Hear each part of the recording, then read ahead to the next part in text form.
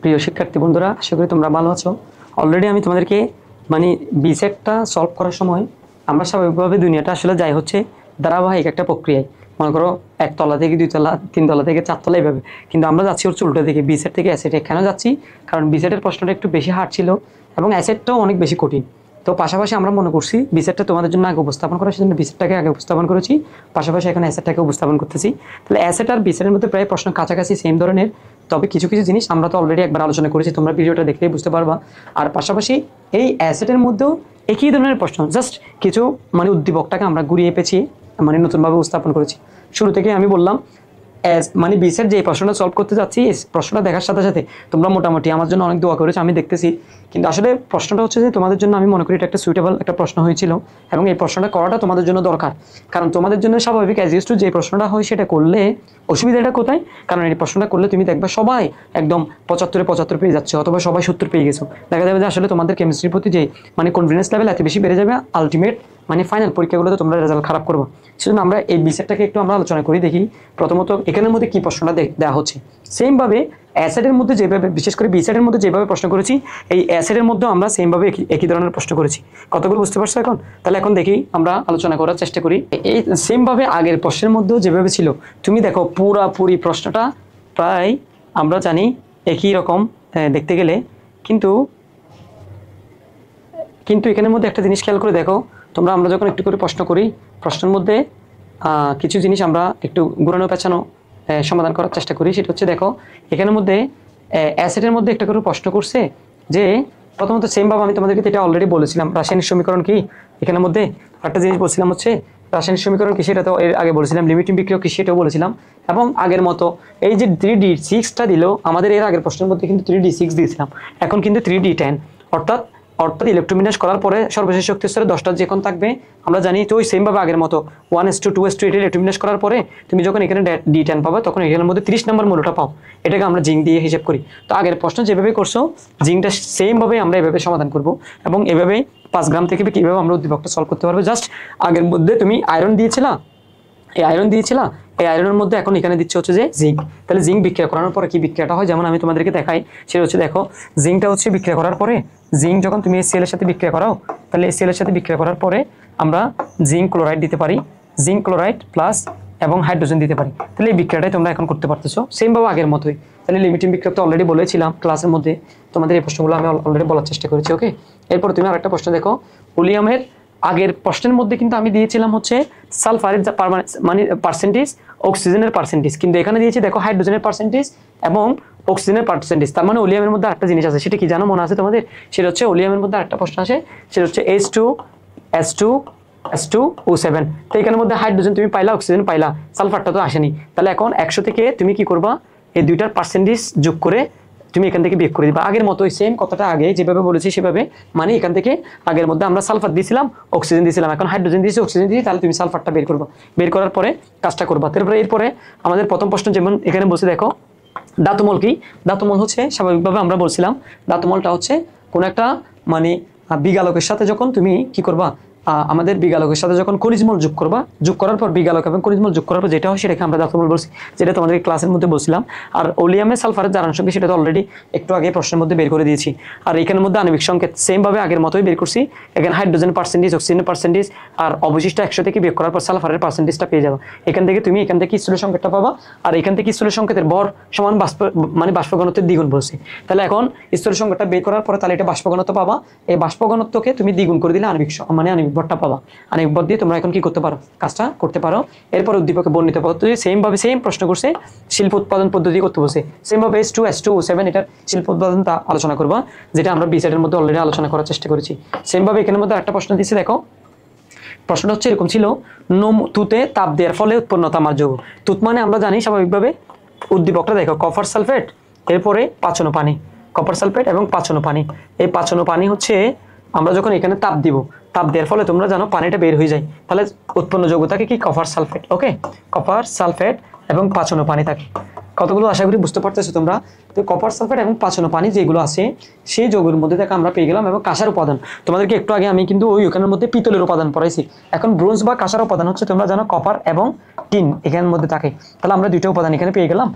পাওয়ার পর আমরা একটু আগে তোমাদেরকে আলোচনা করেছিলাম মরিচের সংকেত কি। মরিচের সংকেত কিন্তু সঠিক সংকেত হচ্ছে আমরা জানি Fe2O3। এখানে এখানে O3 এখানে H2 দেয়। এখানে X এর জায়গায় তুমি 3ও দিতে পারো, 3H2 আছে, তোমাদের বইয়ের মধ্যে এরকম লেখা আছে অলরেডি। এরপরে এর আগের মানে প্রশ্নের মধ্যে আমি ওই সমানুকরণ বিক্রিয়া ইউরিয়া উৎপাদন করার বিক্রিয়াটা বুঝলাম না। এই পলিথিন উৎপাদন করার বিক্রিয়াটা হচ্ছে পলিথিন, যেটা আমরা বলি সেটা হচ্ছে পলিমারকরণ বিক্রিয়া আছে না। ওই ইথিন থেকে তুমি পলিথিন তৈরি করতে পারো। তোমাদের একটা বইয়ে মানে সপ্তম অধ্যায়ের মধ্যে ইথিন থেকে পলিথিন তৈরি করা যায়, যেটাকে আমরা পলিমারকরণ বিক্রিয়া বলা হয়। ওই পলিমারকরণের যে বিক্রিয়াটা আছে সেটা হুবহু লিখে দিলে প্রশ্নটার উত্তর হয়ে যাবে। সেম ভাবে এখানেও দেখো নমুনা একে বিক্রিয়াটি রেডক্স নাকি নন রেডক্স। তাহলে রেডক্স নাকি নন রেডক্স একটু আগেই বলছিলাম। এখানের মধ্যে কপার সালফেট যেরকম আছে এখানেও কপার সালফেট সেরকম আছে। তাহলে এখানের মধ্যে কোনো ধরনের জারণ সংখ্যার পরিবর্তন হয়েছে, যেহেতু হয়নি, এটা হচ্ছে নন রেডক্স। নন রেডক্স হওয়ার পরে এটাকে আমরা মানে পানি বিয়োজন বলি। একটা হচ্ছে পানি সংযোজনকে আমরা ক্যালাস পানি বলি না, আর এটা পানি বিয়োজন বিক্রিয়া বলতে পারবো। কতগুলো বুঝছো? এরপর এখন দেখো কপার আর টিন, এখানের মধ্যে তড়িৎ কোষীয় চিহ্নিত অর্ধবিক্রিয়া সহ লিখো। তা আগের মধ্যে তো আমি তোমাদেরকে মানে বলার চেষ্টা করেছিলাম ওই ব্রাশের মধ্যে কপার আর জিঙ্ক দিয়ে তুমি কাজটা করছিলাম। তো এখান থেকে যদি আমরা অর্ধবিক্রিয়া দিয়ে একটা কোষ তৈরি করি, তাহলে এখন কপার আর টিন দিয়ে আমরা কি বিক্রিয়াটা করবো বলো তো? সেম ভাবে একটা দণ্ডের মধ্যে একটা দণ্ড এখানে দিলাম, মনে করি এটা দণ্ড, এই দণ্ড আরেকটার মধ্যে এখানে দিলাম, আরেকটা দণ্ড দিলাম। কথার কথা, এই দণ্ড দিয়ে তোমরা তো এখানে লবণ সেতু দিতে পারো, এটা তো সবাই জানো। লবণ সেতু তোমরা এখানে কাজটা করতে পারো লবণ সেতু দিয়ে। এখন আসো, এখন কথা হচ্ছে মজার ব্যাপার হচ্ছে, মনে করো এটা এখানে লাইট দিয়ে দিলা, লাইট দিয়ে দেওয়ার পর এখানে আসছো। এখন কথা হচ্ছে যে এই জায়গার মধ্যে আমরা একটা কপার আছে, একটা মানে টিন আছে, কপার আর টিন। এখন কোনটাতে বসাবো সেটা আমরা কেমনে বুঝবো বলো তো? মানে কোন দ্রবণটা কোনটাতে বসাবো, কোনটাকে আমরা এনোড বানাবো, কোনটাকে কেথোড বানাবো। আমি তোমাদেরকে বলছিলাম যে সক্রিয়তা সিরিজের মধ্যে যেটা বেশি সক্রিয় হবে সেটা এনোডের দ্রবণে থাকবে, যেটা কম সক্রিয় সেটা কেথোডের দ্রবণ থাকবে। তো কপার আর টিনের মধ্যে সক্রিয়তা সিরিজ হিসেব করে দেখো না, কেনা কে মেগাইবার এলের ফিরে সুনিয়াকে পাবে হয় কলিম হাজি। তাহলে সুনিয়া হচ্ছে উপরে, সুনিয়া হচ্ছে উপরে, আর কলিম হচ্ছে কপার হচ্ছে নিচে। তাহলে কলিমের উপরে যেহেতু সুনিয়া, তাহলে এটা হচ্ছে সবচেয়ে সক্রিয়। তাহলে এখানে SN2+ এর দ্রবণটা থাকবে, আর এখানে কপার 2+ এর দ্রবণটা থাকবে। সেম ভাবে আগে যেমন জিঙ্কের দেখাইছিলাম, এখানে জিঙ্ক দিছিলাম আর এখানে কপার দিছিলাম। এখন এখানে SN দিছি, এখানে কপার দিয়েছি। এখন এই দুটো দিয়ে তুমি কি করবে? আগের মতো রিঅ্যাকশনটা করে দিবে। আমি কি আশা করি বুঝাতে পারছি তোমাদেরকে? সেম বিক্রিয়া, সেম কথাটা, জাস্ট একটু করে প্রশ্নটা ঘুরে দিলাম। সেম ভাবে আরেকটা প্রশ্ন দেখছো, আগের প্রশ্নের মধ্যে আমি বলছিলাম কপার সালফেট দ্রবণে, আগে বলছিলাম যে জিঙ্ক সালফেট দ্রবণে বিদ্যুৎ প্রবাহিত করলে তামাদা তো জমে। এর আগে প্রশ্ন করছিলাম যে মানে জিঙ্ক সালফেট দ্রবণে বিদ্যুৎ প্রবাহিত করলে আমাদের জিঙ্ক হচ্ছে কি হয়, জিঙ্ক 2+ হচ্ছে দ্রবণের মধ্যে আসে, কিন্তু এখানে বলছে তামাদা তো আস্তে আস্তে জমে। এটা তো তোমরা সবাই জানো। আমরা হচ্ছে প্রত্যেকটা সময় কপার দণ্ডের মধ্যে এরকম কপার দ্রবণের মধ্যে যখন কপার 2+ ছিল, এই কপার 2+টা এদিক থেকে এসে, এদিক থেকে দুটি ইলেকট্রন এসে এখানে ইলেকট্রন দুটো এসে কপার 2টা এখানে জমে যেত। এটা স্বাভাবিক, সবাই জানি। এই উদ্দীপকটা আমরা সলভ করতে পারছি। এখানে বলছে কপারের নিউট্রন সংখ্যা কত। তাহলে কপারের বরটা আমরা কত জানি? কপারের বর হচ্ছে আমরা জানি 63 সেটা হচ্ছে 5। তাহলে তোমরা একটু করে খেয়াল করে দেখো, কপারের পারমাণবিক সংখ্যা হচ্ছে, প্রোটন সংখ্যা হচ্ছে কত আমরা জানি, সেটা হচ্ছে কপারের প্রোটন সংখ্যা হচ্ছে যে আমরা জানি 29। তাহলে 29 থেকে যদি তুমি এটা বিয়োগ করে দাও তাহলে কত হয় দেখো তো? আমাদের এখান থেকে দেখো সেটা হচ্ছে 0.5টা রেখে দিলাম। এরপর 13 থেকে 9 গেলে 4, এটা 4 হয়। 13 থেকে 9 আর এটা 5, 5 থেকে 2 গেলে 3 হয়। তাহলে 34.5 হচ্ছে আমাদের নিউট্রন সংখ্যা। তাহলে তোমরা ইলেকট্রন সংখ্যা অথবা প্রোটন সংখ্যা, বর সংখ্যা থেকে প্রোটন সংখ্যা বিয়োগ করে দিলে নিউট্রন সংখ্যা আমরা বের করতে পারি। সেম ভাবে 1 গ্রাম ডায়মন্ডের মোল সংখ্যা কত? একটু আগে এর আগের প্রশ্নের মধ্যে তোমাদের 1 গ্রামের ডায়মন্ডের মোল সংখ্যাটা আমি বলেছিলাম। অর্থাৎ ডায়মন্ড মানে এটা হচ্ছে কার্বন, কার্বনের ভর হচ্ছে 6 গ্রাম। তাহলে 6 গ্রামের মোল সংখ্যা হচ্ছে 1 মোল। তাহলে 1 গ্রামের মোল সংখ্যা হচ্ছে কত মোল বলতো? 1/6 মোল। সরি, এটা 12 হবে। কেন 12 হবে? ওই যে বর বলছিলাম, বর দিয়ে আমরা বের করব। তাহলে বর, তাহলে এখন তোমাকে 1 গ্রামের বের করতে বললে কত হবে বলো তো? 1 গ্রাম x ডিভাইড বাই 12। তাহলে এই কাজটা করে তোমাকে ক্যালকুলেশন করতে হবে। আবার সেম ভাবে এখানের মধ্যে হচ্ছে কপার সালফেট দ্রবণের মধ্যে হুবহু জিঙ্ক সালফেট যেটা ছিল, যে প্রসেসে আমি বলেছিলাম, এখানের মধ্যে কপার সালফেটটা বলবো। কতগুলো বুঝছো? এবং এখানের মধ্যে তুমি কি করবা? এখানের মধ্যে বিয়োজন করার মধ্যে কপার অক্সাইডটা রূপান্তর করবা।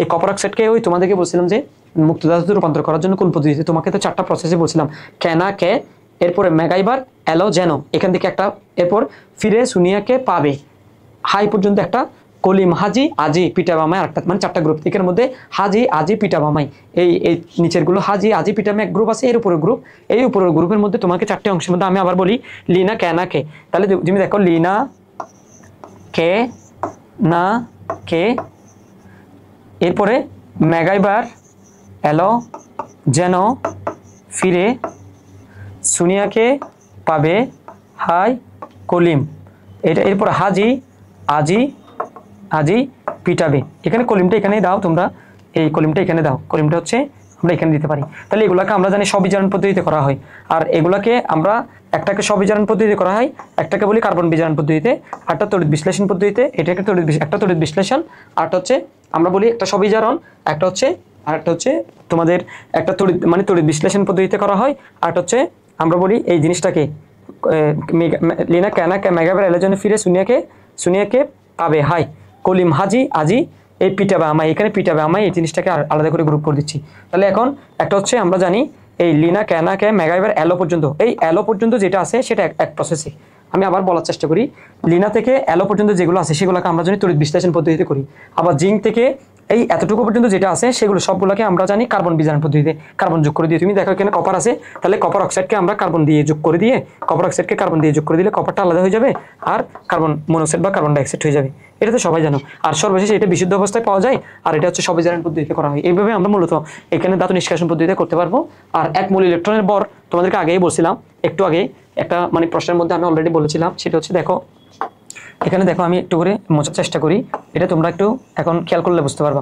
আগের মধ্যে আমি বলছিলাম কপারের মধ্যে স্বাভাবিকভাবে আমাদের কপারের পারমাণবিক ভর কত, কপারের এই মানে পারমাণবিক ভর হচ্ছে 29, তাই না? আমরা যে বলছিলাম এই 29-এর মধ্যে তোমাদের এখানে 29টা বসালা, 29 ওই আগের মতো 9.1 অথবা 0.1 দিতে পারো ইন্টু 10⁻31, এরপরে ইন্টু 6.02 ইন্টু 10⁻23 এটা গুণ করে দিলে যেটা আসবে সেটা হচ্ছে 1 মোলের ইলেকট্রনের ভর বের করতে পারবে। কথাগুলো বুঝছো? এর আগে আমরা যদি জিঙ্কের দেখাই, জিঙ্কের যেটা ভর হবে, জিঙ্কের পারমাণবিক ভর যদি 30 হয়, 30 এখানে 30টা বসাই দিবে, শুধু এতটুকুই পার্থক্য, আর কোনো পার্থক্য নাই। এটাই হচ্ছে কথা। এখন আসো আমরা এই পরের মধ্যে প্রশ্ন করছে এখানে সহজ প্রশ্ন। দেখো পিএইচ ও পিওএইচ এর মধ্যে সম্পর্ক কি? এটা তো আগে অলরেডি একটা প্রশ্নের মধ্যে বলছিলাম, একটা এর আগের প্রশ্নের মধ্যে বলছিলাম পিএইচ আর পিওএইচ আমরা যোগ করলে কত হয় দেখো তো, সেটা ইকুয়াল টু 14, এরকম একটা স্কেল আমি পড়াইছিলাম তোমাদেরকে। আবার বিওডি, এর আগের প্রশ্নে সিওডি বেশি বলছিলাম, এখন বিওডি বেশি হয়ে যাওয়া মানে পানিটা হচ্ছে বিওডি শব্দের অর্থ কি? Biological oxygen demand. অর্থাৎ কোন একটা পদার্থের মধ্যে যখন দূষক পদার্থ থাকে, এগুলাকে অণুজীব দ্বারা যখন ভাঙতে চাই, সেই জিনিসটাকে আমরা বিওডি বলি। তো যত মানে যে পদার্থটির বিওডি যত বেশি হবে, সেই পানিটা তত বেশি দূষিত হয়, সেটা প্রমাণ করে আর কি। বুঝতে পেরেছো? আশা করি বুঝতে পেরেছো। এরপরে আবার এখানে বলছে এ নাম্বার পাত্রে মোলারিটি গ্রাম পার লিটার বলছে। তোমরা দেখো এখানে এ নাম্বার পাত্রের মধ্যে কিন্তু এখানে সেন্টিমিটার কিউবে দিছে। তো আমরা জানি সেন্টিমিটার কিউব সমান 1 সেন্টিমিটার কিউব সমান আমরা জানি 1 মিলিলিটার হয়। তাহলে এই সেন্টিমিটার কিউব যে কথা, মিলিলিটারও সেই কথা, এখানে আমরা মিলিলিটার বসাতে পারবো। তাহলে আগের প্রশ্নের মধ্যে গ্রামটা আছে, এই মিলিলিটারকে আমরা যদি 1000 দিয়ে ভাগ করে যেটা পাবো সেটা দিয়ে আমরা S = W/B, এটার মধ্যে B ওইখানে 1000 দিয়ে ভাগ দিয়ে যেটা পাবো সেটা এখানে বসাবো, W এর পরিমাণটা এখানে বসাবো, এটা বসে আমরা কাজটা করে দিতে পারবো।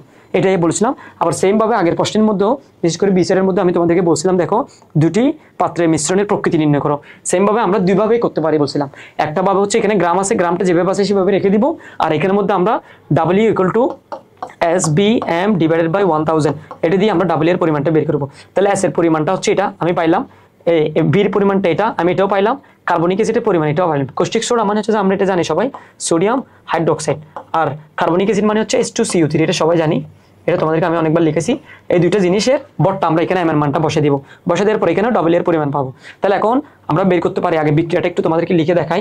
সে হচ্ছে কস্টিক সোডা মানে সোডিয়াম হাইড্রোক্সাইড, এরপরে কার্বনিক অ্যাসিড মানে হচ্ছে H2CO3। ওকে, H2CO3 বিক্রিয়া করার পরে তোমরা কি জানো, আমরা জানি সোডিয়াম কার্বনেট তৈরি করে, সোডিয়াম কার্বনেট এবং পানি তৈরি করে।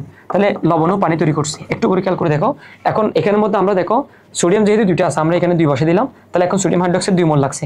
তাহলে এখন 40 × 2 আছে এখানে, আর কার্বনিক অ্যাসিডের পর হচ্ছে আমরা জানি এখানে কার্বনের পর হচ্ছে 12, 3 × 48, 60, এটা 62 হয়। দেখো এটা 62। আবার বললাম কার্বনের পর 12, অক্সিজেন 16, তাহলে 16 যেহেতু 3টা আছে, 3 × 48, 12 48 60 হয়, 60 এর সাথে 2 যোগ করলে 62 হয়, এই 62 গ্রাম। তাহলে 80 গ্রামের সাথে যদি 62 গ্রাম বিক্রিয়া করে, 5 গ্রামের সাথে কত বিক্রিয়া করে সেটা বের করতে পারবা। বের করার পর যেটা অবশিষ্ট থাকবে সেটা হচ্ছে আমরা ওই প্রকৃতির হবে। যেটা লিমিটিং বিক্রিয়ক হবে সেরকম না, যেটা বেশি অবশিষ্ট থাকবে লিমিটিং বিক্রিয়ক হবে না, দ্রবণটা সেই প্রকৃতির হবে। মানে দ্রবণের মধ্যে যদি অ্যাসিডের পরিমাণটা থাকে তাহলে অ্যাসিডীয় প্রকৃতি হবে, ক্ষারের পরিমাণ থাকলে ক্ষারীয় প্রকৃতি হবে। এখন যারা আবার এভাবে না করে আরেকভাবে করতে চাও, সেটা কিরকম, যে এখানে ঘনমাত্রা দিয়ে আছে, এটার ঘনমাত্রাটা বের করো। তাহলে এটার ঘনমাত্রা বের করার জন্য আমরা জানি সূত্রটা হচ্ছে যে একটু আগে তোমরা S দিয়ে বের করছো, অথবা আমরা আরেকটা সূত্র জানি S = সেটা হচ্ছে 1000 ইন্টু মানে W/BM। তাহলে তোমরা এখন দেখো তো এখানের মধ্যে B আছে, এটার M এর মানটা আছে, এই W এর পরিমাণও আছে, তাহলে এটা দিয়ে S এর মানটা বের করবো। S এর মান বের করার পরে এখন আমরা জানি এখানে 2 মোল, এখানে 2 মোল আছে, এখানে 1 মোল আছে, তাহলে তোমরা লিখবে এরকম 2 মোলের সাথে বিক্রিয়া করে 1 মোল। ওকে, তাহলে এখন এই 0 পয়েন্ট এখানের মধ্যে যে মানটা পাবে 0.01 বা এখানের মধ্যে যে মানটা পাবে এত মোলের সাথে বিক্রিয়া করে কতটুকু বিক্রিয়া করে যেটা উৎপন্ন করবে, উৎপন্ন করার পর যদি অবশিষ্ট পরিমাণে থাকে সেটা অ্যাসিড হোক সেটা কার হোক, যেটা অবশিষ্ট পরিমাণ থাকবে সেটা সেই প্রকৃতির হবে। এটা অলরেডি তোমাদেরকে একটু আগে আলোচনা করছি, কথাগুলো বুঝতে পেরেছো? এরপরে আমাদের এখানের মধ্যে তো তোমাদের এই আলোচনাটা করছিলাম, এই সবগুলো প্রশ্ন মোটামুটি আগের মধ্যে আলোচনা করছিলাম। তাহলে এখন দেখো আমরা এখন 6 নম্বরে চলে যাচ্ছি, সরাসরি 6 নম্বরের মধ্যে সেম প্রশ্নটা আগের মধ্যে তোমাদের একটু আগেই বলছিলাম। আগের প্রশ্নে শামুকের কলুষে তাপীয় বিয়োজন করলে আমরা জানি কি তৈরি হয়, calcium oxide plus carbon dioxide তৈরি হয়।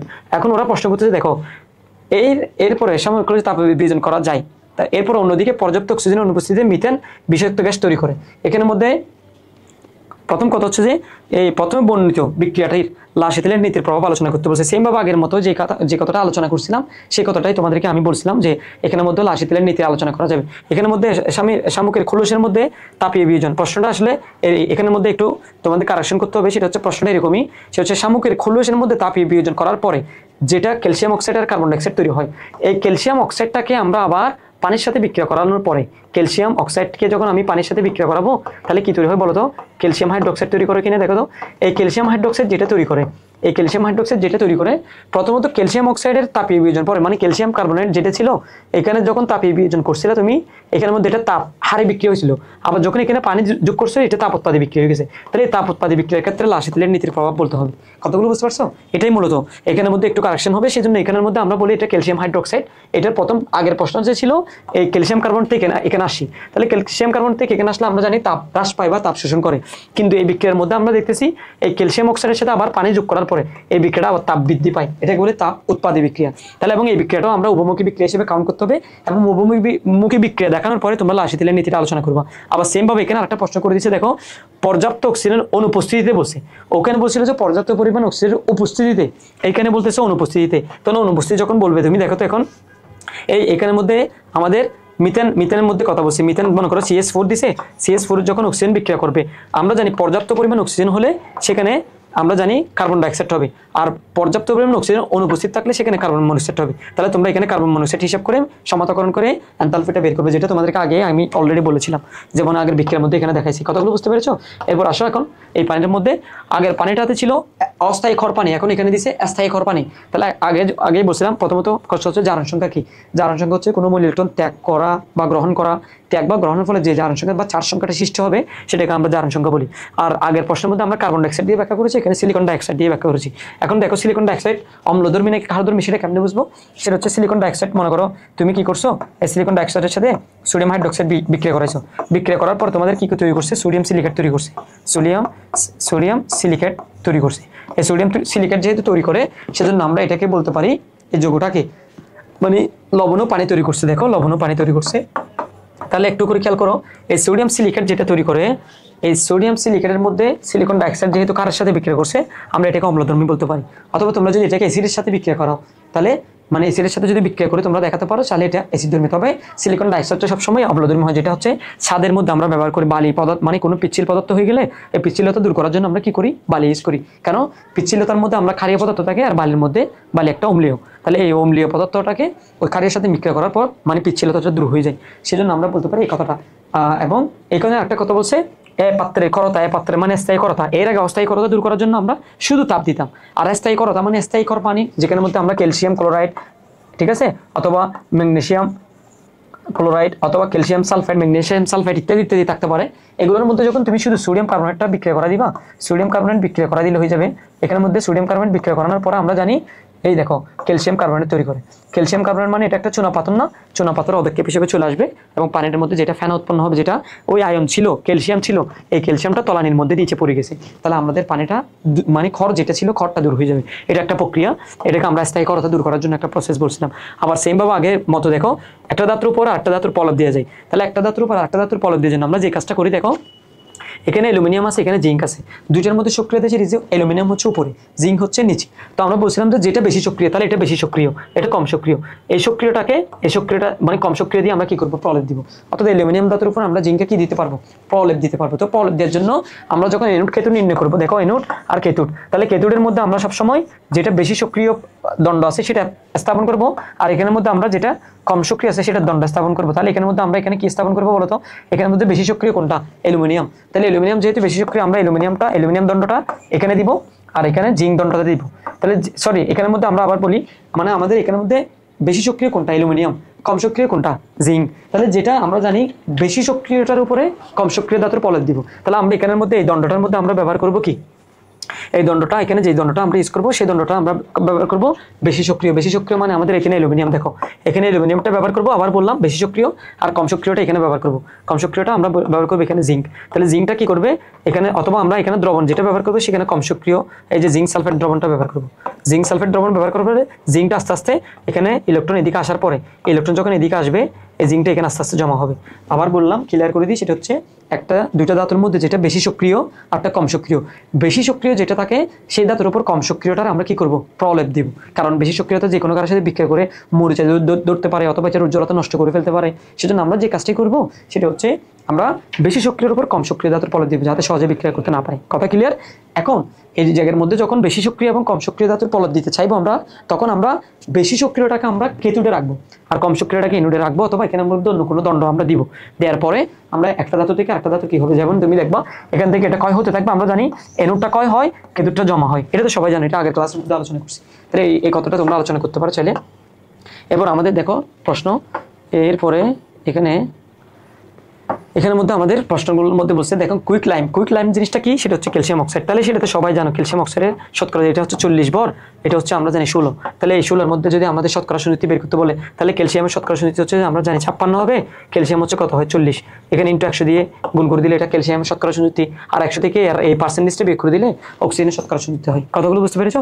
আর এখানে দেখো 5 গ্রাম 0.5 ডেসিমিটার কিউব পদার্থের গণমাত্রা কত বসে। তাহলে গণমাত্রা বের করার জন্য আমরা জানি S = কি জানো, সবাই জানো, সেটা হচ্ছে W/B জানো। তাহলে W তো অলরেডি তোমাকে দিয়ে দিছে, বির পরিমাণ ডেসিমিটার কিউব, একটু ক্লাসে আগে বলছিলাম ডেসিমিটার কিউব মানে হচ্ছে যে, আজকে থেকে মনে রাখবে 1 লিটার, ডেসিমিটার কিউব মানে 1 ডেসিমিটার কিউব মানে 1 লিটার বলা হয়। তাহলে এখন 0.5 লিটারকে আমরা যদি এখানে যদি বসাই, তাহলে 0.5 লিটারটা বসে দাও, W হচ্ছে 5 আর এখানে 0.5, ওকে 0.5টা বসে দিলে তোমার ক্যালকুলেশনটা হয়ে গেছে।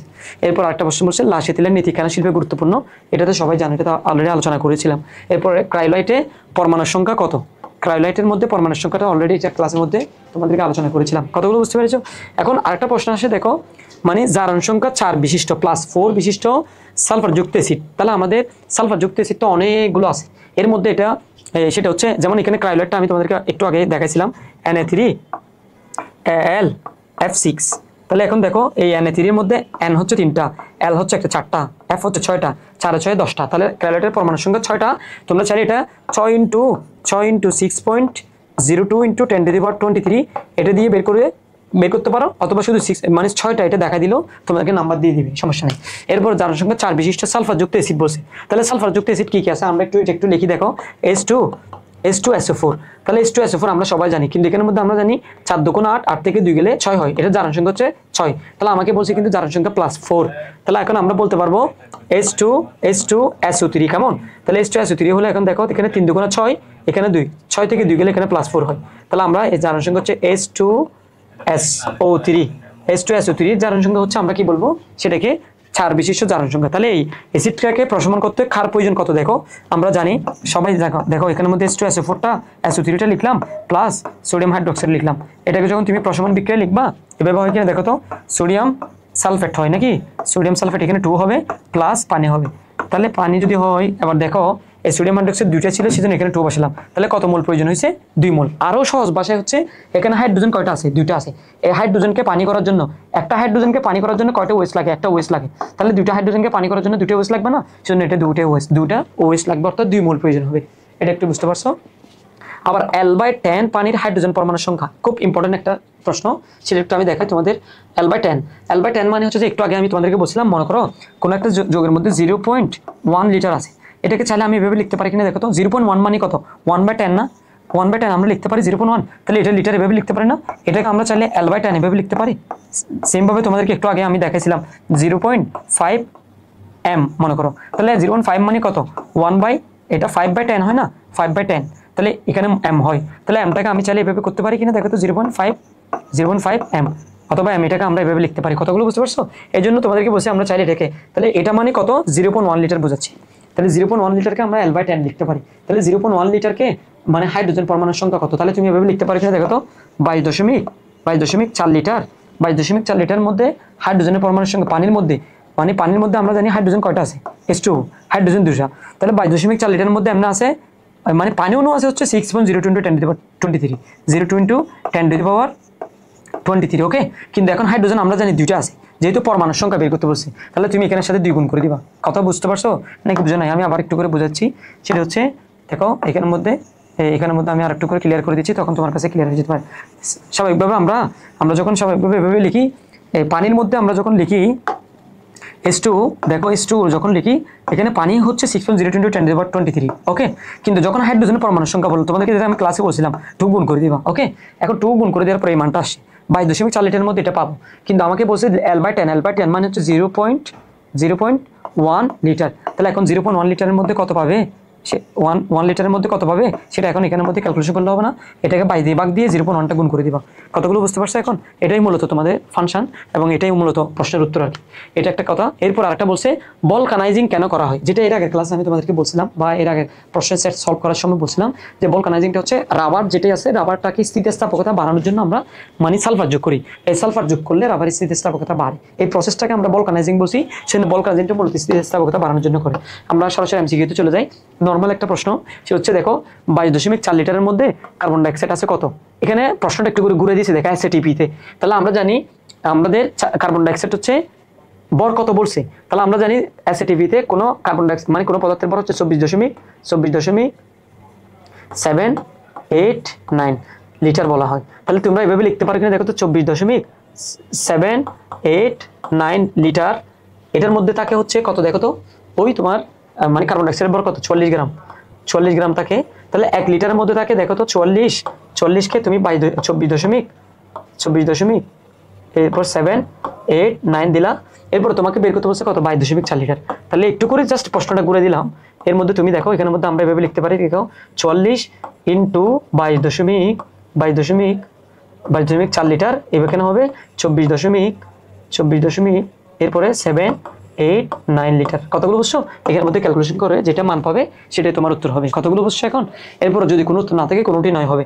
আবার এরপর দেখো 1 মোল 106 আণবিক ভর বিশিষ্ট কার্বনেট অণু বলছে। তোমরা একটু করে খেয়াল করে দেখো, প্রথম কষ্ট হচ্ছে যে 106 আণবিক ভর বলছে, আবার কার্বনেট বলছে। তো তোমরা অনেকগুলো যৌগ জানো, সেটা হচ্ছে H2CO3, এটাও কার্বনেট যৌগ, এরপরে হচ্ছে ক্যালসিয়াম কার্বনেট, এটাও কার্বনেট যৌগ, এরপরে ম্যাগনেসিয়াম কার্বনেট, এটাও কার্বনেট যৌগ। তো আমাদের অনেকগুলো কার্বনেট যৌগ আছে, এখন কোনটা হবে সেটা আমরা কেমনে বুঝবো? সেটা সহজ হচ্ছে কার্বনেট, তুমি কি করবা, কার্বনেটের মধ্যে আমরা জানি এখানে বর বলে দিচ্ছে অলরেডি 106, তাহলে আমরা কার্বনেটের বর বের করে আগে দেখো তো, কার্বনেটের বর বের করলে কার্বন হচ্ছে 12, অক্সিজেন হচ্ছে 348, তাহলে এটার বর বের করলে কত হয়, এখানে হচ্ছে 60। তাহলে তুমি দেখো 60 হচ্ছে 106 থেকে যদি 60 বিয়োগ দাও, এই 106 বিয়োগ 60, তাহলে আমরা জানি কত হয় 46। তাহলে এখন কার্বনেটের পাশে কোনটা বসালে 46 হয় দেখো, তাহলে হাইড্রোজেন বসালে আমরা জানি 2 হয়, তাহলে 46 হবে না, এটা ক্রস হয়ে যাবে। ক্যালসিয়াম বসালে 40, এটাও হচ্ছে না, এটা ক্রস। ম্যাগনেসিয়াম বসালে আমরা জানি 24, এটাও হচ্ছে না। তাহলে এখন হচ্ছে কি, আমরা দেখি আরেকটা জিনিস হয় দেখো, Na2CO3 হয় দেখো, Na2CO3 হলে এখানের মধ্যে এটা সোডিয়াম, দুইটা সোডিয়ামের বর হচ্ছে 46 হয়, তাহলে এখানে 46 আর এখানে 60, তাহলে 106 পেয়ে গেছে। এখন তাহলে 106 বিশিষ্ট কার্বনেট অণু হচ্ছে আমরা বলতে পারবো সোডিয়াম কার্বনেট বলা হয়। এই সোডিয়াম কার্বনেট, কতগুলো বুঝতে পারছো? এই সোডিয়াম কার্বনেটকে আমাদের বলছে অণুর পরমাণুর সংখ্যা কত বলছে, তাহলে তোমরা যেভাবে কাজটা করতে পারবে সেটা হচ্ছে 1 মোল বলছে, 1 মোল 106 আণবিক ভর বিশিষ্ট কার্বনেট অণুর পরমাণুর সংখ্যা। তাহলে আমরা জানি এখানের মধ্যে অণুর সংখ্যা হচ্ছে 6.02 × 10⁻23 ওকে, 23। এটার সাথে তোমরা কি করবে, এখানে কার্বন মানে পরমাণুর সংখ্যা বলছে, অণুর সংখ্যা বলো না, পরমাণু যেহেতু বলছে, এখন সোডিয়াম 2টা আছে, এখানে একটা 3টা, এখানে 3টা, মোট 6টা, তাহলে এর সাথে আবার 6 গুণ করে দিবা। 6 গুণ করে দেওয়ার পর আমরা জানি 3400, দেখো এখানের মধ্যে অলরেডি অপশন আছে, তোমরা এটা দাগাই দিতে পারবা। এরপরে আরেকটা প্রশ্ন করছে দেখো, 4 গ্রাম হাইড্রোজেনে কত মোল? তো আমরা জানি হাইড্রোজেনের ভর হচ্ছে, হাইড্রোজেনের ভর যদি তুমি বের করো 2 গ্রাম, 2 গ্রাম সমান আমরা জানি 1 মোল, তাহলে 4 গ্রাম সমান কত মোল হবে তোমরা তো জানো, 2 গ্রাম সমান যদি 1 মোল হয়, 4 গ্রাম সমান 2 মোল হবে না, এটা তো সবাই জানো। তাহলে এখানে 2 মোলটা দেখা দিবা। কতগুলো বুঝছো? কত মোল? 2 মোল। এরপর হাইড্রোজেন ও ক্লোরিন বিক্রিয়া করার পর এখানে ড্যালেসের মান মাইনাস আসছে, মাইনাস মানে তাপ উৎপাদন, এটা তো মুখস্থ একদম কথা, এখানে আর কোনো কথাই নেই। এরপর এখানের মধ্যে দেখো H2O2 এখানের মধ্যে পানি তৈরি করছে, অক্সিজেন তৈরি করছে। তাহলে এখানের মধ্যে আমরা জানি, দেখো প্রথমত এখানে কিন্তু জারণ সংখ্যা ছিল, জারণ সংখ্যা -1, যেটা তোমাকে আগের ক্লাসের মধ্যে বলছি। এটা জারণ সংখ্যা আবার -2, এটা জারণ সংখ্যা 0। তাহলে -1 থেকে একবার -2 হয়েছে, একবার 0 হয়েছে, দুই ধরনের হয়েছে না, মানে জারণ সংখ্যা পরিবর্তন হয়েছে, সেটাকে আমরা বলছিলাম রেডক্স। আবার দেখো এই মানে এটা একটা বিয়োজন বিক্রিয়া কিনা, দেখো তো একটা অণুকে ভেঙে যখন দুইটা অণু তৈরি করছে, একটা অণুকে যখন ভেঙে দুইটা অণু তৈরি করে, সেটাকে আমরা বিয়োজন বিক্রিয়া বলা হয়। তো বিয়োজন বিক্রিয়া যেহেতু হয়, বিয়োজন বিক্রিয়ার অপর নাম হচ্ছে বিশ্লেষণ বিক্রিয়া বলা হয়, সেজন্য এটাকে রেডক্সও হবে আবার বিশ্লেষণ হবে, সেজন্য ক ক উভয় হবে। আবার দেখো আর এখানের মধ্যে তো প্রশ্ন দেখে বুঝতে পারতেছো, ক্লোরিন এবং মানে সোডিয়াম হাইড্রোক্সাইড বিক্রিয়া করছে। তাহলে এখানের মধ্যে তুমি দেখো, এখানের মধ্যে ক্লোরিনের জারণ সংখ্যা কিন্তু এখানে 0 ছিল, এখানে জারণ সংখ্যা -1 আছে, এখানে জারণ সংখ্যা আবার এখানে +1 হয়ে গেছে। তাহলে ক্লোরিন জারণ সংখ্যা একবার -1 একবার +1 যেহেতু সৃষ্টি হয়েছে, তার মানে জারণ সংখ্যার পরিবর্তন হয়েছে। এখানে দেখো তো জারণ সংখ্যার পরিবর্তন হয়েছে, জারণ সংখ্যার পরিবর্তন হলে এখানে কোনো সমানুকরণ হবে না, বিশ্লেষণ হবে না, যেহেতু বিশ্লেষণ মানে একটা যৌগ থেকে দুইটা যৌগ তৈরি করে না, সেজন্য এর বিশ্লেষণ হবে না, সংশ্লেষণ হবে না। সংশ্লেষণ হওয়ার জন্য তো মানে পরমাণু, বিশেষ করে আমরা জানি মৌল যোগ করবে, মৌলের সাথে যৌগ বিক্রিয়া করবে না, কিন্তু এখানে দেখো মৌল আর যৌগ বিক্রিয়া করছে, সেজন্য সংশ্লেষণ হবে না। তাহলে হবে কোনটা? অসামঞ্জস্য, রেডক্স যেটা নাম দিয়েছি সেটাই আমরা করব। অসামঞ্জস্য যদি না বুঝো, শুধু রেডক্সটা বুঝলে হবে, যেমন এখানের মধ্যে জারণ সংখ্যা পরিবর্তন হয়েছে, তোমরা বুঝতে পেরেছো তো। এরপরে 1 মোলার সোডিয়াম হাইড্রোক্সাইড দ্রবণ মানে প্রতি লিটারে সোডিয়াম হাইড্রোক্সাইডের পরিমাণ বলছে। তাহলে 1 মোলার প্রতি লিটারে সোডিয়াম হাইড্রোক্সাইডের পরিমাণ কত? এই কথাটা একটু মজার ব্যাপার আছে, কিন্তু আমরা জানি তোমরা যখন মোলারিটি পড়ছিলা, 1 মোলার সোডিয়াম মানে মোলারিটি যখন পড়ো, 1 মোলার আগের ক্লাসে আমি দেখাইছিলাম। তাহলে 1 লিটার দ্রবণে 1 মোল দ্রবীভূত থাকলে তারা আমরা বলি 1 মোলার, বা এই যে মোলারিটি হচ্ছে 1 মোলার দ্রবণ বলা হয়। তাহলে 1 লিটার দ্রবণে কত মোল দ্রবীভূত থাকবে? 1 মোল। তাহলে দেখো 1 লিটার দ্রবণে বা প্রতি লিটার দ্রবণে 1 মোল কোথায় আছে? দেখো এখানে 1 ml আছে, 1 লিটার আছে, 1000 ml আছে। তাহলে ml হবে, এটাও হবে না, কারণ লিটার তো অলরেডি বলে দিছে, এটাও হবে না। কারণ m তো আমাদের 1 মোলারের সংজ্ঞা হচ্ছে এটাও হবে না, তাহলে 1 মোল হবে। ওই সংজ্ঞা থেকে আমরা প্রশ্নটা করেছি। এরপর দেখো ড্যানিয়েল সেলে এনুডের ধাতু হলো, ঠিক আছে। আমরা জানি এনুড কি, কেতুব কি। এনুড হচ্ছে যে আমরা জানি এনুডের মধ্যে জারণ হয়, কেতুবের মধ্যে বিজারণ হয়। তো ড্যানিয়েল সেল যেটা আছে এনুডের মধ্যে আমরা জানি আগের মতো জিঙ্ক আমরা জানি এটা 10টা, আর কপার হচ্ছে, তামা হচ্ছে কপার, আর গন্ধক হচ্ছে সালফার, রূপা হচ্ছে সিলভার। তাহলে এর মধ্যে আমি বলছিলাম যেহেতু এখানে এনুড বলছে, এনুডের মধ্যে আমরা জানি যে জিঙ্কের পরিমাণ পাওয়া যাবে, আর যদি কেতুব বলে সেখানে তোমরা তামা দাগাবে। কতগুলো বুঝতে পারছো তো সবাই? আশা করি বুঝতে পারছো। এরপরে গালবানিক কোষের মধ্যে শক্তির রূপান্তর। তাহলে গালবানিক কোষে আমরা জানি রাসায়নিক শক্তি বিদ্যুৎ শক্তিতে রূপান্তর, সেটা সবার মুখস্থ আছে, সবাইকে আমি পড়াইছিলাম। তাহলে রাসায়নিক শক্তি বিদ্যুৎ শক্তিতে কোথায় আছে দেখো, তোমাদের তো মনে আছে গালবানিক কোষ যখন ছিল আলাদা আলাদা কোষের মধ্যে, এখানে রাসায়নিক বিক্রিয়া হতো, এখানে রাসায়নিক বিক্রিয়া হতো, রাসায়নিক বিক্রিয়া হয়ে এখানে একটা বাল্ব জ্বলতো, মনে আছে? এই বাল্ব যদি যেহেতু জ্বলতেছে, তাহলে রাসায়নিক শক্তি বিদ্যুৎ শক্তিতে রূপান্তর হয়। আর যদি কোনো কারণে এখানে ব্যাটারি ইউজ করতাম, আমরা মনে করো ব্যাটারি থেকে আমরা কাজটা করছি, ধরো এখানে একটা ব্যাটারি ছিল, ব্যাটারি থেকে আমরা কাজটা করছি, তাহলে এটা বিদ্যুৎ শক্তি রাসায়নিক শক্তিতে রূপান্তর হয়। তাহলে এখন কিন্তু রাসায়নিক শক্তি বিদ্যুৎ শক্তিতে রূপান্তর হয়, সেজন্য এটা রাসায়নিক শক্তি বিদ্যুৎ শক্তিতে রূপান্তর হবে। আর শুষ্ক কোষে কেতুটে সাধারণত কি থাকে, যেমন আমাদের জিঙ্ক বলছে, জিঙ্ক কিন্তু এনোডে থাকে, এটা হবে না। এরপরে গ্রাফাইট কিন্তু আমরা জানি এটাও এনোডে থাকে, এটাও হবে না। তামা, কপার কিন্তু শুষ্ক কোষে থাকে না, সেজন্য এটা হবে না। কিন্তু ম্যাঙ্গানিজ থাকে, তোমরা জানো ম্যাঙ্গানিজ ডাইঅক্সাইডের উদাহরণ আছে, সেজন্য ম্যাঙ্গানিজ আমরা এখানে থাকতে পারবো। শুষ্ক কোষে কেতুটে ম্যাঙ্গানিজের উপাদান থাকতে পারে। ওকে, এনথালপি পরিবর্তন নির্ণয় করা যায় হচ্ছে, আমরা জানি এনথালপি মানে তাপের পরিবর্তন। তাহলে এখানে তাপের কথা কোথায় আছে দেখো, তাপমাত্রা বলছে, তাপমাত্রা তাপ কিন্তু এক কথা না, আলাদা কথা। চাপ তো হবে না, মোলারও হবে না, তাহলে তাপ শক্তির পরিবর্তন, তাহলে এটা সবাই জানো। এরপর লাসিথিলের নীতি বলে, লাসিথিলের নীতি হচ্ছে যে আমরা জানি এখানে কোনো জারণ সংখ্যার কথা আসে না, তাহলে জারণ সংখ্যার কথাটা আমরা আলোচনা করবো না। এরপরে বিক্রিয়ার তাপ স্থির থাকে, তাপের কথাটা আমরা এখানে আলোচনা করি না। লাসিথিলের নীতি হচ্ছে তাপ চাপ ঘনমাত্রা পরিবর্তন করার কথা বলছে। রাসায়নিক ভর অপরিবর্তিত থাকে, তাহলে ভরের কত এখানে নাই, তাহলে সেখানে বলছে কি দেখো, সাম্য ব্যাহত হলে, ব্যাহত মানে এর আগেও বলেছিলাম পরিবর্তন হলে সেটা হচ্ছে প্রতিকারমূলক ব্যবস্থা করবে, অর্থাৎ সাম্য যদি পরিবর্তন হয় তাহলে সেটা কি করা যায়, মানে বিক্রিয়ার ফলাফলকে প্রশমিত করে, এটাই মূল কথা। এটা একটু আলোচনা করবো। এরপরে আমাদের দেখো হাইড্রোজেন আর অক্সিজেন বিক্রিয়া করছে, পানি তৈরি করছে, ড্যালেসের মান মাইনাস দিছে। তাহলে ড্যালেসের মান মাইনাস দিছে মানে এখানের মধ্যে তাপ উৎপন্ন হয়, তাপ উৎপন্ন হলে এখানে দেখো শক্তি কি শোষিত হবে, শোষিত হবে না। শক্তি অপরিবর্তিত থাকলে 0 হলে এরপর বিক্রিয়া বন্ধ হবে না, তাহলে শক্তি উৎপন্ন হবে, এটা একটু মনে রাখতে হবে। এরপর আরেকটা প্রশ্ন দেখো 14, H+ এর ঘনমাত্রা দিয়ে দিয়েছে 0.1 মোলার, বিশিষ্ট দ্রবণ হলো। তাহলে H+ এর ঘনমাত্রা যদি 0.1 মোলার হয়, আমরা যদি এটার pH বের করি, দেখো তো pH = দেখো মাইনাস লগ আমরা জানি H+ মাইনাস লগ H+ জানি, তাহলে H+ এর মধ্যে আমরা মাইনাস লগটা বসাবো, মাইনাস লগের মধ্যে 0.01টা বসাবো, 0.01 এটা বসালে আমরা জানি এটার মান হচ্ছে 2 হয়। তাহলে pH 7 এর নিচে হলে সেটা সবসময় অম্লীয় হয় না, সেটা তো সবাই জানো। এরপর খরপানিতে প্রধানত আমরা জানি খরপানিতে মানে magnesium, calcium, carbonate, bicarbonate, sulphate এগুলো থাকে। তাহলে এখন দেখো বিশেষ করে এখানের মধ্যে ধাতুর মধ্যে ম্যাগনেসিয়াম, ক্যালসিয়াম এগুলো বেশিরভাগ থাকে। হ্যাঁ, তাহলে এখানের মধ্যে দেখো সোডিয়াম ক্লোরাইড তো আমরা জানি থাকে না, এরপরে আয়রন থাকে না, ক্যালসিয়াম আর ম্যাগনেসিয়াম থাকে, এটা একটু মনে রাখবা। এরপরে বিওডির মান যত বেশি হয়, বিওডি মানে আগেই বলছিলাম একটা প্রশ্নের মধ্যে, বিওডির মান যত বেশি হবে সে পানি তত বেশি, আমরা বলি সেই পানি তত বেশি, বিওডির মান যদি বেশি হয় সে পানি তত বেশি দূষিত হবে, আর বিওডির মান যদি যত কম হবে সে পানি তত বিশুদ্ধ হবে। এই কথাটা আমি তোমাদেরকে এর আগে ক্লাসের মধ্যেও বলার চেষ্টা করেছি।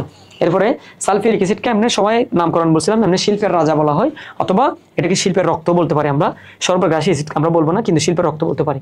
এরপরে ক্রায়োলাইট, যেটা আমি একটু আগে আলোচনা করছিলাম, সে হচ্ছে দেখো ক্রায়োলাইটটা হচ্ছে Na3, যেটা আমি তোমাদেরকে একটু আগে বলেছিলাম Al(F6), এই যৌগটা হচ্ছে স্বাভাবিকভাবে আমরা এখানে যেহেতু অ্যালুমিনিয়াম আছে সেজন্য অ্যালুমিনিয়াম নিষ্কাশনে ব্যবহার করা হয়। এর আগে কিন্তু তাপমাত্রা মানে গলনাঙ্ক কমানোর জন্য আমরা ব্যবহার করতাম, এখানে কিন্তু এই কথাটার যেহেতু অপশনটা নাই সেজন্য অ্যালুমিনিয়ামের নিষ্কাশন আমরা আলোচনা করব। এরপরে মরিচা ধরা প্রতিরোধ করা যায়। মরিচা ধরা হচ্ছে যে আমরা জানি মরিচা যেটা ধরে সেটা যদি রোধ করতে চাই আমরা চাইলে গ্যালভানাইজিং করতে পারি, এরপর রঙও করে দিতে পারি, গ্যালভানাইজিং করে দিতে পারি, রং করতে পারি, আবার তেলও দিতে পারি মরিচা দূর করার জন্য, সেজন্য আমাদের অপশন সবগুলোই হবে। এরপরে সালফেটের জারণ সংখ্যা সবাই জানো, সালফেট থেকে যদি আমরা জারণ সংখ্যা বের করি, এভাবে বের করি, দেখো এটার মধ্যে সালফারকে আমরা 1 জড়বো, প্লাস অক্সিজেনের জারণ সংখ্যা -2 × 4 হবে ইকুয়াল টু, এখানে যেহেতু উপরে -2 আছে, এখানে যেহেতু -2 আছে সেই জন্য এখানে -2 বসালাম, তাহলে x ইকুয়াল টু কত হয় দেখো তো, -2 + 8 ইকুয়াল টু কত হয়, +6 হয়। তাহলে +6 যেহেতু অপশন আছে তোমরা এখানে দেখাই দিবা। কতগুলো আশা করি বুঝতে পারছো সবাই। এরপরে সোডিয়াম আর ক্লোরিন বিক্রিয়া করার পরে সোডিয়াম ক্লোরাইড তৈরি করছি। তোমরা একটু করে মজার ব্যাপার দেখো, সোডিয়াম এটা একটা মানে মৌল বলা হয় অথবা পরমাণু বলা হয়, এটাও পরমাণু বা মৌল বলা হয়। মৌল বিক্রিয়া করার পর এটাকে আমরা সবাই জানি সংশ্লেষণ বিক্রিয়া। আর এখানের মধ্যে ইলেকট্রন এখানে 0 ছিল, এখানে +1 ছিল, এখানে 0 ছিল, এখানে -1 ছিল, তাহলে এখানের মধ্যে জারণ সংখ্যার পরিবর্তন হয়েছে, সেজন্য এটাকে রেডক্স বলতে পারবো, রেডক্স সংশ্লেষণ। কিন্তু তাপহারী তাপ উৎপাদন এটা আমরা বলতে পারবো না, এখানের মধ্যে তাপ উৎপাদনে কি তাপহারী সেটাকে আমরা বুঝতে পারবো, সেজন্য এটাকে আমরা বলতে পারবো খ উভয় বলতে পারবো। কতগুলো বুঝতে পারছো? এরপরে আরেকটু বিষয় বলি, নিউক্লিয়ার বিভাজনে শক্তি উৎপন্ন হয়। নিউক্লিয়ার বিভাজন মানে একটা নিউক্লিয়াসকে যদি আমরা ভাঙতে চাইলে কি উৎপন্ন হয় দেখো তো, সেটা নিউক্লিয়ার বিভাজনে শক্তি উৎপন্ন হয় কখন, যে বর কি কমে যায়, ইলেকট্রন ক্ষয় হয়, বন্ধন ভাঙে, রাসায়নিক বিক্রিয়া। তাহলে এখানে তো রাসায়নিক বিক্রিয়ার কথা আসে না, যেহেতু এটা নিউক্লিয়ার বিক্রিয়া বলছে, রাসায়নিক বিক্রিয়ার প্রশ্ন আসে না। এরপরে বন্ধন ভাঙার তো কোনো কথা নেই, এখানে তো বন্ধন না, আমরা পুরো নিউক্লিয়াসটাকে ভেঙে ফেলবো, ইলেকট্রনের কোনো প্রশ্ন আসে না, তাহলে এটা আসবে না। তাহলে আমরা জানি নিউক্লিয়াসের বিভাজন মানে হচ্ছে যে নিউক্লিয়াস বড় নিউক্লিয়াস থেকে ছোট নিউক্লিয়াসে পরিণত করা, তাহলে বড় নিউক্লিয়াসের বর বেশি থাকলে ছোট নিউক্লিয়াসের বর কম হয়ে যাবে, এটাই মূল কারণ, সেজন্য আমরা এটা দেখাবো। আশা করি তোমরা বুঝতে পারছো। এরপর তড়িৎ বিশ্লেষণে ইলেকট্রনের প্রবাহ হয়। তড়িৎ বিশ্লেষণ হচ্ছে ইলেকট্রনের প্রবাহ কোন দিক থেকে কোন দিকে হয় তোমরা জানো, আমরা সবাই জানি, সেটা হচ্ছে আমরা জানি এখানের মধ্যে যখন দুইটা কোষ বিক্রিয়া করা হয় এখানে একটা দণ্ড থাকে আর এখানের মধ্যে একটা দণ্ড থাকে, তো তোমরা জানো এখানের মধ্যে এনোড হয়, এনোডের মধ্যে এনোড আর এটার মধ্যে ক্যাথোড হয়। তাহলে আমরা জানি এনোডে জারণ হয়, এখানে ইলেকট্রনগুলো এদিকে আসে, এদিক থেকে এসে এই ইলেকট্রনগুলো এখানে জমে। তাহলে এখানে যখন কপার 2+ থাকে, এই কপারটা এখানে আস্তে আস্তে জমে যায়, ইলেকট্রনগুলো গ্রহণ করে জমে যায়। তার মানে ইলেকট্রন শুরু হয়েছে কোত্থেকে, এদিক থেকে, এনোড থেকে ইলেকট্রন শুরু হয়ে কোথায় গেছে, ক্যাথোডের দিকে গেছে। তাহলে আমরা বলতে পারবো এনোড থেকে ক্যাথোড, ক্যাথোড থেকে এনোড, উভয় দিকে দ্রবণে, তাহলে আমরা বলবো এনোড থেকে ক্যাথোড, এটা সবাই জানো। এরপর এক মোল ইথেনে C2H4 দহন উৎপন্ন কার্বন ডাইঅক্সাইডের মোল সংখ্যা কত, এটা স্বাভাবিক বিষয়। এক মোল ইথেনকে তুমি একটু বিক্রিয়া করাও না, ইথেনকে বিক্রিয়া করালে দেখো C2H4 কে যখন তুমি অক্সিজেন দিয়ে বিক্রিয়া করাবে আমরা জানি কার্বন ডাইঅক্সাইড তৈরি করবে, ওকে, কার্বন ডাইঅক্সাইড এবং পানি তৈরি করবে। তাহলে কার্বন ডাইঅক্সাইড এবং পানি তৈরি করার জন্য এখন সমতাকরণ করো, আমি তোমাদেরকে বলছিলাম সমতাকরণ করার জন্য ওয়ে হচ্ছে যে এখানের মধ্যে আমাদের হাইড্রোজেন আছে, কার্বন আছে কয়টি, 2টি, এখানে আছে কয়টি, 1টি, তাহলে এই 2 সংখ্যাটা কোথায় চলে যাবে, এখানে চলে যাবে। তাহলে এখন যদি এখানে চলে আসে, এখন অক্সিজেন হয়ে গেছে কয়টি, এখানে হাইড্রোজেন কয়টি, এখানে অক্সিজেন হয়ে গেছে 2টি না, এখানে দেখো 2 × 4টি, এখানে আমরা জানি হাইড্রোজেন এখানে আছে কয়টি, 4টি, তাহলে এখানে যদি আমি 2 দিই তাহলে হাইড্রোজেন 4টি হয়ে গেছে। এখন এখানে 4টি হয়ে গেল, এখন অক্সিজেন এখানে 2টি, এখানে 4টি, 6টি হয়ে গেল, তাহলে এখানে 3 দিয়ে দিলে তোমার অটোমেটিক মিলে গেছে। তাহলে এখন প্রশ্ন করছে আমাকে দহনে উৎপন্ন কার্বন ডাইঅক্সাইডের মোল সংখ্যা, তাহলে আমাদের কার্বন ডাইঅক্সাইড কয় মোল হয়েছে, কার্বন ডাইঅক্সাইড 1 মোল নাকি 2 মোল উৎপন্ন হয়েছে, তাহলে অপশনে 2 আছে, 2 দেখাই দিব।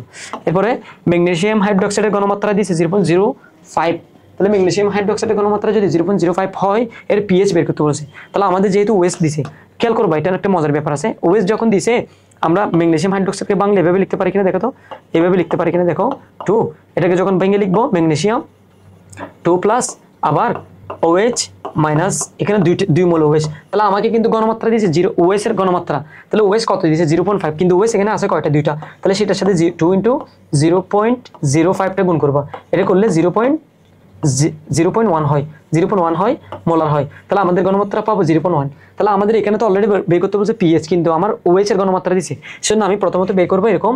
দেখো পিএইচ ইকুয়াল টু আমরা এভাবে বের করতে পারি কিনা, দেখো পিওএইচ, অথবা আমরা এভাবে বের করতে পারি। দেখো তোমাদেরকে এটা একটু বলে দিই, সেটা একটু তোমরা অনেকেই এটা সরাসরি এভাবে বের করি কনফিউশন দূর করার জন্য। সেটা হচ্ছে, মনে করো আমি পিওএসটা আগে বের করি। পিওএস বের করার সময় তাহলে মাইনাস লগ এটা কত 0.1 আছে, এটা বসালাম। তাহলে এখন আমরা জানি এটা সমান 1 হয়। তাহলে আমরা পিওএস সমান যদি 1 পাই, তাহলে পিএস ইকুয়াল টু আমরা 14 থেকে এটা বিয়োগ করে দিলে হবে না, 14 - 1, তাহলে ইকুয়াল টু কত হবে 13 হবে। কতগুলো বুঝতে পেরেছো? এটাই হচ্ছে আমাদের উত্তর। এটা কিন্তু অপশন অলরেডি আছে। তাহলে তোমরা একই প্রশ্নগুলো ঘুরে ফিরে একই কথাগুলো আসতেছে, কিন্তু জাস্ট একটু করে ঘুরে দেওয়ার পরও তোমরা কিন্তু এটার মধ্যে কনফিউশন হয়ে যাচ্ছ। তাহলে কনফিউশন হওয়ার কোনো দরকার নেই, যা পারছো অসুবিধা নেই। এটা দেখে তোমরা একটু করে করবা, একটা প্রশ্নকে আসলে কতভাবে চিন্তা করা যায়, কতভাবে ঘুরানো যায়, সেই চিন্তাটা তোমরা করবো। তাহলে তোমাদের আলোচনা এতটুকুই থাকলো। তোমরা এটাকে ভালোভাবে পড়ে এবং সামনের দিনগুলোতে যাতে আরো ভালো করতে পারো, সেজন্য তোমাদের জন্য শুভকামনা রেখে শেষ করবো। ঠিক আছে, তোমাদের জন্য বেস্ট অফ লাক। আসসালামু আলাইকুম।